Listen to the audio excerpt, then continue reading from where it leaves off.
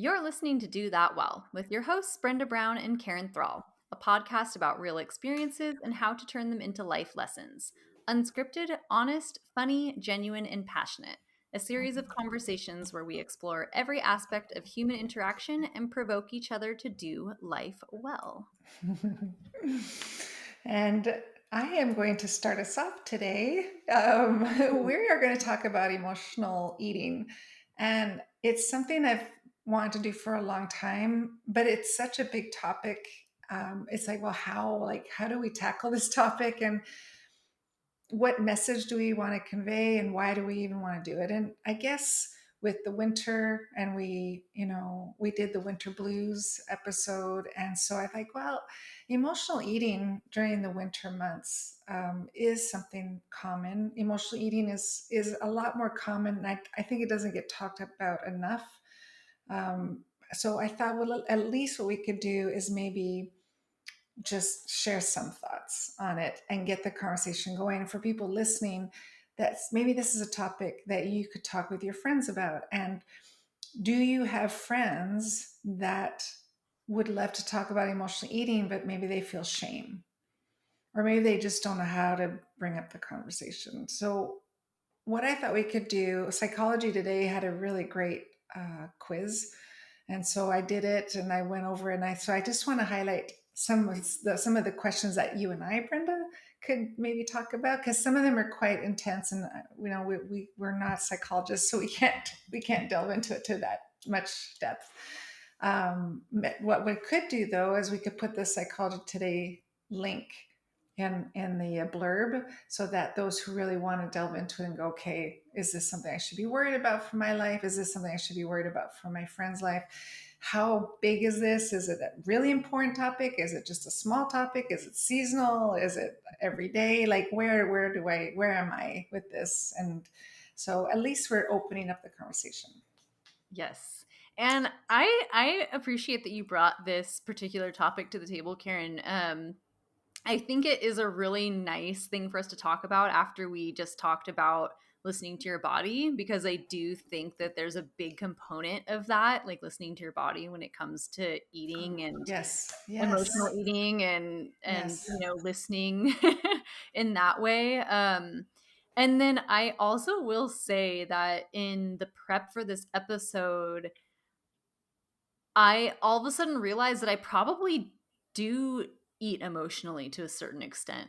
And I had never considered myself an emotional eater. I mean, that's not something that I would attribute to myself. But as we learned a little more about this, it was interesting for me to see, like, exactly what my relationship with food is and, where I feel it could improve or change. So you might Yeah, learn something new about yourself is, I yeah. guess, what I'm trying to say here.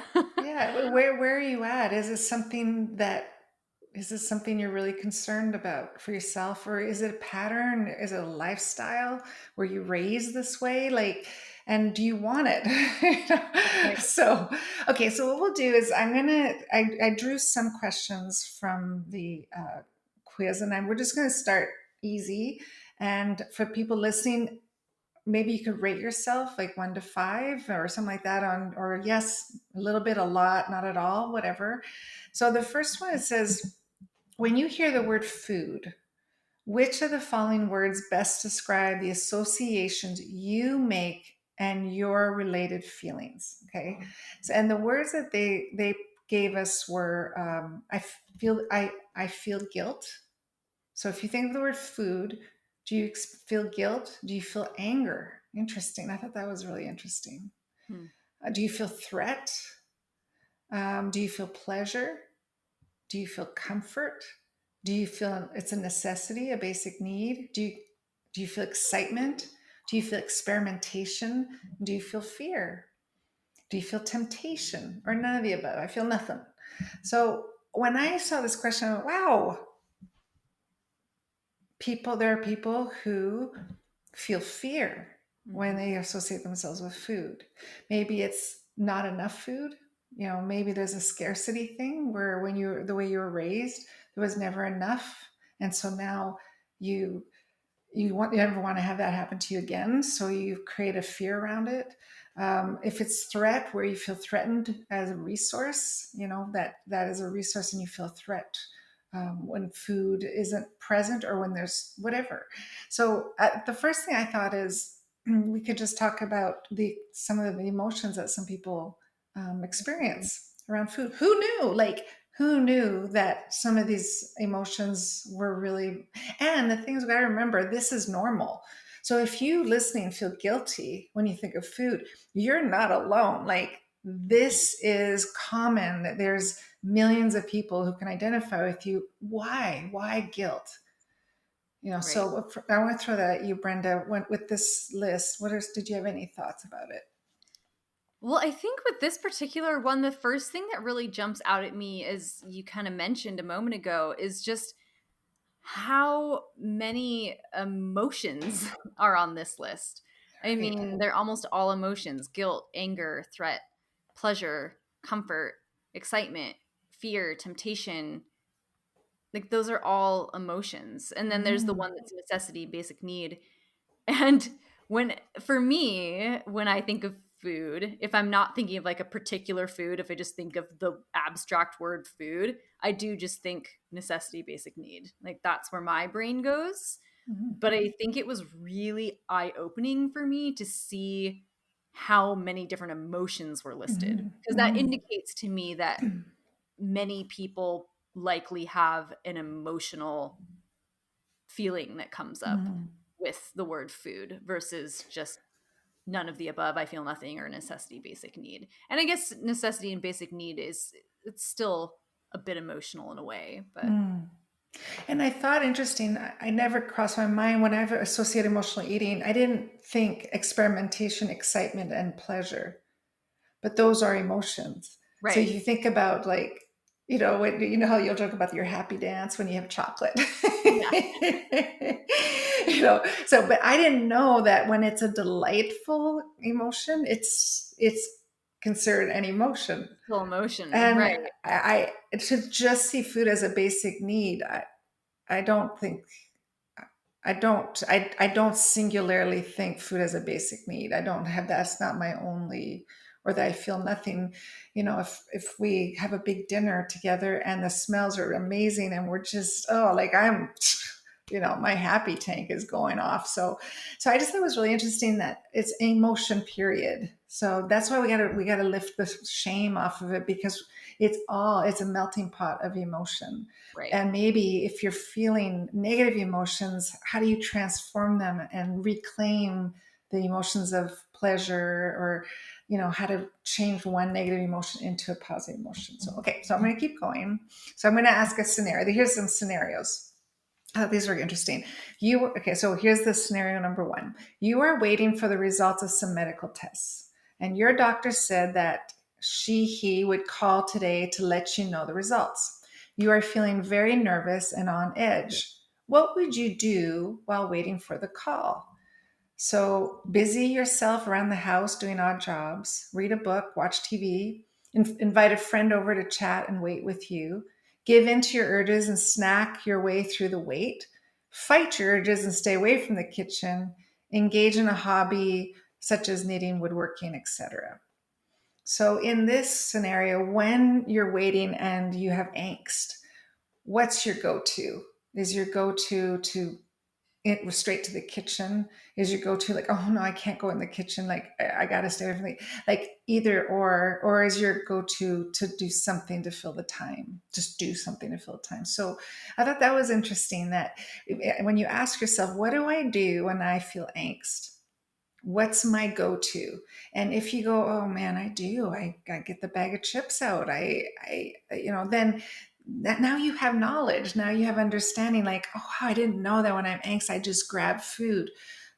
It doesn't mean I shouldn't do something, but what are my other choices? What other choices could I have besides grabbing a bag of chips or food or whatever? So Mhm. Brenda, what are your thoughts? Well, what I thought was interesting about this one was when I just read the question and before I read what the options were, So when I first put the question, you were waiting for the results of some medical test. Your doctor said he or she would call today, let you know the results. You're feeling nervous, on edge. What would you do while waiting for the call? So before I knew what the choices were, I was thinking of this within the context of food, right? Knowing that it was a quiz about emotional Ah, eating. And so my mind started thinking about the food part of that, and I started thinking to myself, well, I wouldn't be hungry at all. Like, I would be so anxious or nervous that I would probably actually actively not want food. Like, if someone mm, gave me something, even if it was like my favorite meal, I probably wouldn't want to eat it. mm. So that was what I thought before I even read what the options were. And what I thought was Ah, interesting about that, this is when it started to dawn on me that perhaps I do have some sort of odd relationship with food, because that is still an emotional, like, you're not eating, right? But that is still like an emotional relationship to have with mhm. food, to know, Right. like, oh, I'm going to be stressed, so I'm not going to want to eat, to the point where maybe I would be really hungry and I need to eat, but I wouldn't, because Mm, I wouldn't be able to, or the food wouldn't taste good to me or whatever. So mm. I thought that was Wow. Yeah. interesting, Very and interesting. that maybe Yeah. is Yeah. along the same lines as me. But then once I did see what options were available, I probably am a person that would keep myself busy because I Mm, wouldn't be hungry. mm. That's so good. Thanks for saying that. Because I'm so glad we're doing this conversation because we are, for the people listening, we are improving here. Like we are not, we're really letting this flow to see what do we want to say. So even you bringing that up where when the thought of food makes me like, I have no interest whatsoever. Is that emotional? Right. When you repel from food because you're so full of angst. So it's really cool how our emotions associate with food. And again, I want to say, oh, I'm going to say it over and over again, no shame. This is really common. We're opening up a conversation for people to feel comfortable to really talk about it, and that makes me happy. Okay, so next scenario, when you find yourself having nothing to do, when you find yourself with nothing to do, which of the following activities would you most likely engage in? So you have nothing to do, maybe a little bored. Would you head to the kitchen to fix a snack? Would you daydream about food, cooking, restaurants, anything? Would you have a nap, pick up a book, phone a friend, go on the computer, watch TV, listen to music? What's the other one here? And engage in a pastime. So that's another one, like when you have nothing to do. So one is angst. We're talking about who am I when I have angst? Well, who am I when I've got nothing to do and I'm bored or lethargic or whatever? What's your go-to? So that's interesting. Like Hmm. it's a form of emotion, I guess. What are Definitely. your thoughts? What are your thoughts? This one is hard for me because I think it's very what's the word I'm looking for? I think it's very dependent on, like, the mood in that moment. For me, I think if I had to choose one that's the most likely one, it's probably watch TV. But but I did linger on the daydream about my next meal, because I do think that that is something I tend to do quite a bit if I'm with other people. So I know this particular question was if you find yourself with nothing to do. And so that's where I probably would go to watch TV. But if I was with other people, it would probably be the meal Oh, thing, yeah. because I think I definitely, for me, there's a component of food and like sharing meals that is very social to me, and it's like a way to bond. And Hmm. so I think if I was with a group of people and we didn't have anything to do, it would definitely be, oh, what should we get to eat next? Or what are you guys in the mood for? Or what are we thinking for the next meal? Hmm. To Hmm. kind of get that. And I think that's like a form of being Oh, social that's for so me. good. Okay, so that is a cool thought. Um, f- Again, if emotional eating, if anybody's listening, they're struggling with emotional eating, pulling the community in, creating food as a part of your community. So I was thinking about my niece. She goes to my mom's house. My mom's 84, And my mom used to make all these holiday and Christmas cookies, like a whole all that. Well, now Julie goes and does them at my mom's house. My mom will sit and watch her and everything, but that's their time together. So this food, there's a lot of emotion, and it's really special. It means the world to my mom, or means the world to Julie. And so you go, wow, that's emotional, but it's got a community togetherness, and I think that's safe. Like, again, I'm not a psychologist. This is just me thinking this out loud. That feels safe. Like, what a great way to switch your emotional eating into more of an us together thing. It's so this whole community of others, us, we together. I think you hit something really, really cool there, Brenda. And well, now that we're here, it really just has me thinking of this idea of emotional eating in general, I guess, but obviously I'm getting down the rabbit hole here, so I'm going to reel myself in here. But as we say this, it definitely does make me think of how when it comes to that community aspect, or when it comes to maybe there's a comfort food because it reminds you of a memory with a loved one or something like that. And I guess this is an open-ended question to you and to the world. Like, where's that line? Where does that become problematic? Because I think that sometimes, or not problematic, I shouldn't say, but where's the line of when emotional eating is maybe okay because it does bring those Yeah, good feelings, and when is yeah. it maybe not okay because it's something that's running us versus us being aware of the emotion that's tied to it. Does that Are you Yeah, seeing where I'm getting totally. at? Yeah, like it's almost like the spectrum. Like, Right. when are you in danger zone and when are you in safe zone? Right. Because When I is think emotional eating psychological, or it's actually causing a negative effect, a right. negative impact on you? And when is it celebratory and it's got joy and it's got all this stuff? And Exactly. do we get confused? Does our own psyche get confused? Because when it's unhealthy, it may feel joyful in the moment because it's so good, but then all of a sudden it feels yucky. But Right. yet, when in a surrounding of community, there's so much joy and through the entire meals. Yeah, it's a good question. So yeah, It's a I good don't question. know that there's an answer to No, it, yeah, but no. Okay, well, let's go on to the next one. I thought now this one's a little more vulnerable, so this is some definitely self-reflection, and again, we will always welcome people to email us. Do that well podcast at gmail.com, or go to our messaging on Instagram, because if ever I know we get private text messages from people, but if ever, you want to reach out to us, we will love it. Yes, please. So this one is, when I eat alone. I thought this one was so fascinating.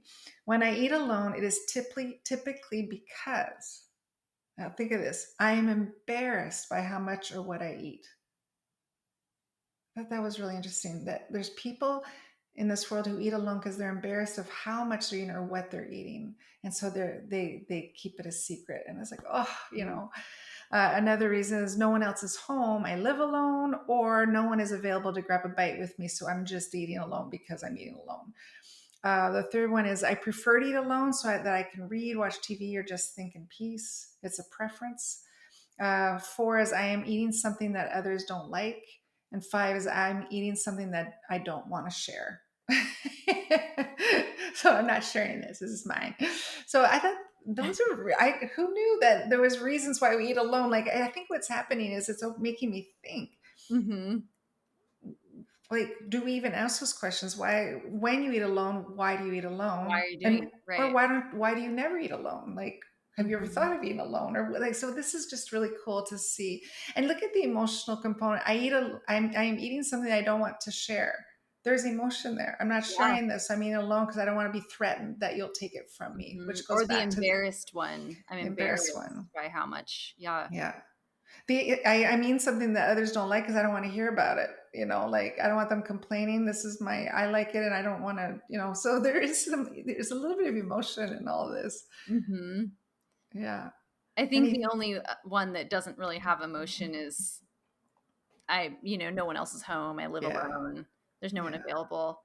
Mhm. So for me, I did the thing again where before I even saw what the choices were, I started coming up with my own answer to it. Okay. Okay. And I thought to myself, well, when I eat alone, it's because no one else is home. Yes, but um, I took that another step in my mind, which was that I actually really actively try not to eat alone. Mm. Like if I'm alone, and I'm eating, it's because no one else is around, but it's because I have to eat. It's because I'm so hungry that I have to eat because I can't wait for someone else to eat with me.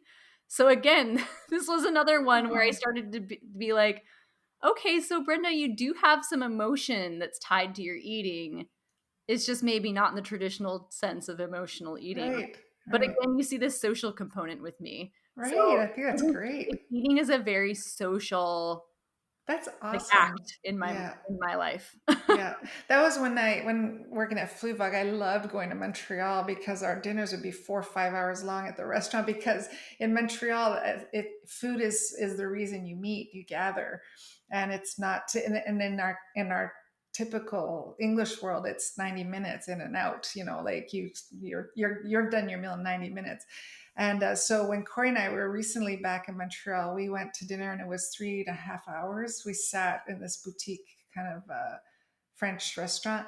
And it was like 3.5 hours. And it was like, oh, I was so happy because of the experience. So, which leads me to this when I also traveling with for Fluvag, I ate alone all the time, many times. And I started having, and I do it still to this day. I love doing it. I just would ask the server to give me what the chef's favorite food to make would be and just surprise Mm, me. So even in that, there was an emotion and there was a connection. But I right. did that many, many, many, many times. Just surprise me. What is your favorite? Don't tell me, just bring it.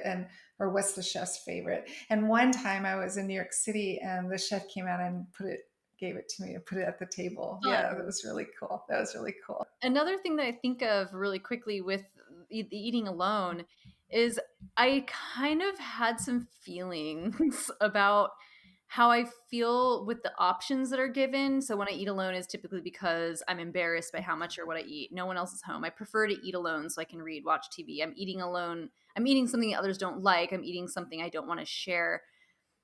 It I feel as if those all the answers almost lead me to think that eating alone is like not okay. Like there's Hmm. almost this Huh. sense to me that it's not a good thing to eat alone, but what I think is really interesting to me is I actually when I see people like yourself that can, eat alone out in a restaurant or people that choose to do that, I actually think it's kind of an admirable quality or trait.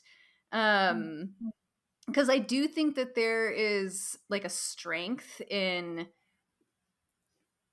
I don't know, treating yourself in that way, like being with yourself and your own thoughts and not needing to be around others or the act of cooking a really good meal for yourself even though you know that there's no one else that's going to eat it and there's a form of like self-love in there kind of. Yes. So I think that question kind of Yes. left me with like a slightly salty taste in my mouth because I was like, well, what's wrong with eating alone? Like that's actually really cool. That's so good. And I love the perspectives too. I wonder when you're eating alone, if you cook yourself a great meal, if it changes the dynamics. Right. Like I'm gonna instead of I'm just gonna I don't know put a frozen pizza in the oven, eat it or whatever. Like I wonder if it actually changes the mood, the atmosphere when you actually take time and cook yourself a meal when Mhm. you're all alone, and do the same thing you would do if there was a guest coming or something. I don't know. Mhm. Yeah, interesting. Okay, so I'm gonna do I want to do this one here. Um, this one is you have just had a huge blow up with your mother over the telephone and you have just slammed the receiver down. What? How old is this quiz? Wait a second. Okay, you just turned off your phone while she was in mid sentence and turned on your heels. Where are you most likely to go? So you've just had a huge blow up. And if it's not your mom, then sister, sibling, father. So the options they say is, do you go watch TV anywhere as long as I can get something to eat? Like, is it like, okay, or maybe it's I'm pouring a drink, maybe it's that kind of thing. You go to the bedroom to bury your head under a pillow and forget about the whole thing. You go to the bathroom to soak in a hot, relaxing bath. You go to the mall for some retail therapy. You go to the gym to swell off the anger, for a walk to cool off, to the kitchen to do some vigorous scrubbing or engage in some form of physical activity, to a friend's place to get it off my chest or simply talk it out with someone. So again, they're showing options of what you can do instead of emotionally eat. There Mhm. are other options. And I think that's a message over and over again that you just even said right now. Wait a second, eating alone, there's options here. It's not so cut and dry. Mhm. So what did you think about this question? Oh, And I first kind of like that you don't look at the answers, that you come up with your own. I love that. First, I'm just giving us a quick time check. We have like 5 minutes. So Okay. I'm going to be very brief with my response here. Okay. So for this one, I think, same as you just mentioned, it just really jumped out at me that there were all these other options and that there was only the one that was, anywhere as long as I can get something to eat. It actually kind of made me giggle because it was like, oh, I guess which answer is the one for emotional eating, you know, because they're all just these other options of what you could do. But I did Right. like that it illustrates that there all are these other, emotional ways in which you could respond to Mm. some a scenario like this. And so, Hmm. yes, I did just like that it presents you with some other I things do that you could too. think of to I do. do too. I do too. Thank you for reeling us in on the time, because you're right. We just have a couple more minutes. So why don't we just stop there? We'll put that link in for people who want to do the quiz. Again, it has a lot of quite, it goes deep. Some of the questions are really deep. So, just go in it and just check on yourself, see how you're doing. Yeah. They'll give you the results after. It'll make a suggestion for you after, and based on where you're at, it will make a suggestion. Maybe that's something you can, if it's a high score, then you can talk to your friends, your loved ones, whoever you confide in. If it's a low score, then you could maybe bring it to somebody else that you care deeply about, whatever. So it's a resource for you. All right, Brenda, your takeaway for today. So my takeaway, I think, as I mentioned a bit at the very beginning of the podcast, was just I think that having this conversation to me really opened my eyes about all of the different ways in which we can have emotional relationships with food. Whether that is because we have a relationship where we tend to use food a lot for comfort, or we find that it's a way that we like to socialize, or we find that when we're stressed, we actually don't want food.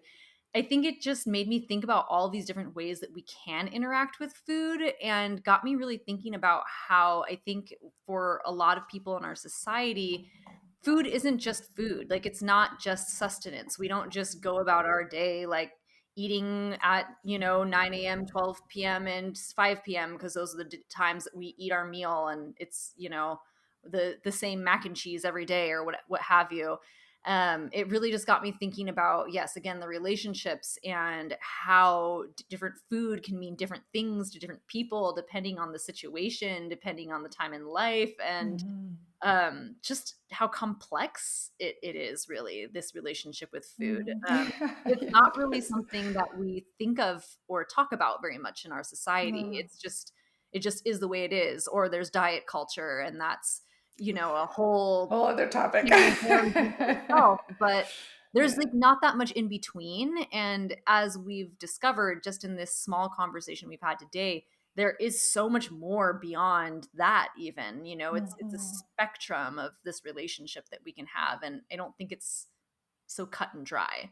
So Yes, I I think love it. like having compassion for yourself, being gentle with yourself as you're exploring these topics, is if you decide that you want to take this quiz, like be gentle with yourself and try and be honest too. And I think there's a lot that we can all learn from this Mhm. conversation It's around food. great.